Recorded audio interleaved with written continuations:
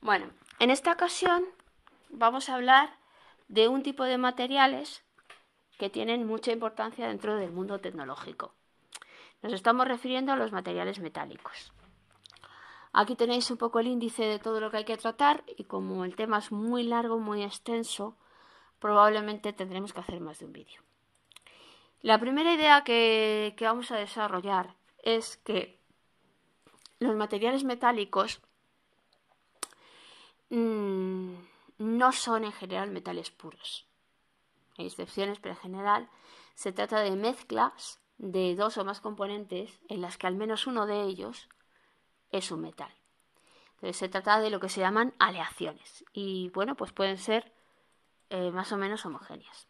Lo que sí suelen tener de común todos los materiales metálicos son una serie de propiedades que les caracterizan.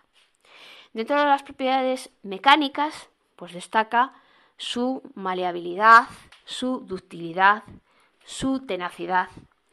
Dentro de las propiedades físicas, su color, su conductividad eléctrica y térmica,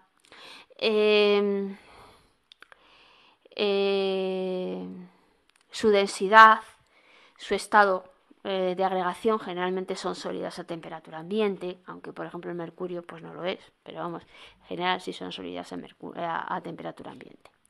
Y dentro de las propiedades químicas destaca su facilidad para combinarse con el oxígeno dando lugar a óxidos. En cuanto a su clasificación, aquí tenemos dos grandes grupos que son las aleaciones férreas, que son aquellas cuyo principal componente es el hierro y que a su vez, dependiendo del contenido de carbono, pues pueden ser aceros si tienen menos del 2% en carbono o fundiciones si tienen más.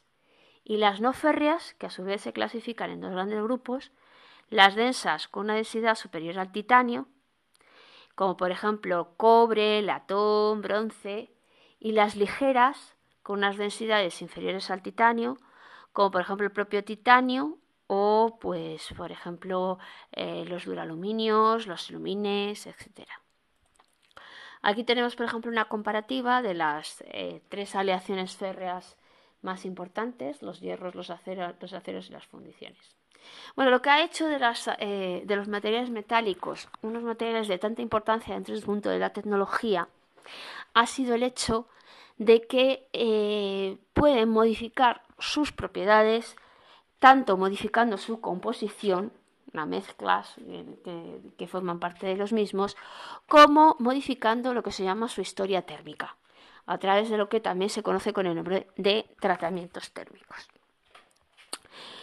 Y bueno, pues entre otras destacan, pues por ejemplo, las aleaciones de cobre para la industria eléctrica, las aleaciones, por ejemplo, de titanio para hacer prótesis de distintos tipos, el estaño, por ejemplo, estaño y plomo para materiales de aportes en soldaduras, las aleaciones de aluminio en la industria eléctrica, las aleaciones de bronce y latón en calderería y, por ejemplo, para hacer materiales antifricción. En fin, que podemos ver que hay un sinfín de materiales metálicos que tienen unas aplicaciones muy interesantes y muy útiles en nuestra sociedad. Principalmente los materiales metálicos son materiales que pueden ser tanto estructurales, como el caso del acero, como funcionales, como el caso, por ejemplo, del cobre o los aceros inoxidables o las aleaciones antifricción, aunque bueno, podríamos hablar de un poco las dos cosas. Aquí tenemos otra comparativa de distintas propiedades, volviendo un poco a la cuestión de que dependen tanto de la composición como de la historia térmica. Y aquí pues tenemos una lista de tratamientos térmicos. De todos ellos vamos a centrarnos, por ejemplo, en el temple, porque es el más conocido y el históricamente más importante. No sé si habréis visto en alguna película cuando hay alguna forja que cogen el hierro con unas tenazas, lo calientan en una mufla y después de estar bien calentado en una mufla hasta conseguir ese color blanco, empiezan con el martillo en el yunque y a darle en el yunque con el martillo y darle forma, ¿no? En ese estado es como semipastoso, el hierro es muy fácil de manejar y moldear y darle esas formas. Pero al final, si os fijáis, lo que suele hacer el herrero es meterle en agua fría. Y cuando le meten agua fría, parece como si se endureciese. Y efectivamente así es, ¿no? Ese es lo que se conoce con el nombre de temple, ¿no? Ese enfriamiento rápido del acero hace que el acero se endurezca muchísimo. Y bueno, pues ha sido la base de unos grandes desarrollos tecnológicos. Bueno, un poco ya analizadas las propiedades y clasificadas las aleaciones, vamos a ver procesos mediante los cuales nosotros podemos obtener estos materiales. Son los procesos que entran a formar parte del mundo de la metalurgia extractiva. Y bueno, pues en principio la primera etapa de ese proceso consiste en la materia prima, ¿no? ¿Y cuál es la materia prima a partir de la cual se obtienen estas aleaciones? Bueno, pues la materia prima son los minerales que existen en la naturaleza y que a cada metal le corresponde un mineral y que se conocen con el nombre de menas. Entonces a cada metal le corresponde un mineral, es la mena de ese metal.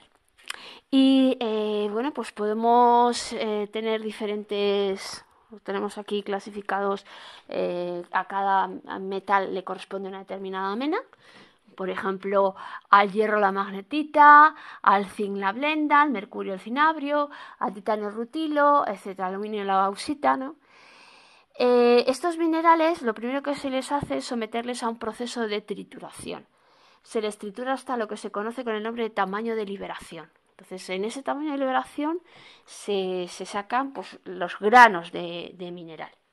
Y ese mineral después es cribado y con eso conseguimos separar la parte de la mena de la ganga. No toda, pero sí parte. Entonces, el siguiente paso consiste en reducir ese mineral a metal. Y para reducir ese mineral a metal, lo que hay que hacer es, tenemos dos vías. La denominada vía hidrometalúrgica, en la cual lo que hacemos es, primero, lixiviamos el mineral. Podemos añadir sulfobacterias, etc. Esa disolución hay que purificarla. Y los procesos de purificación pues, pueden ser muy complejos, puede haber reacciones de intercambio iónico, etc. Y finalmente lo que se hace es pues, precipitar el metal. Y eso puede hacerse como en una electrólisis o puede hacerse pues, con un proceso de cementación, etc. Esta es la vía hidrometalúrgica. Hoy en día, por ejemplo, hidrometalúrgicamente se obtienen muchas cosas. El cobre, el uranio, ¿no? Porque la cantidad de mineral está bajando mucho y este proceso es típico de menas con poca ley, con poca proporción de mineral.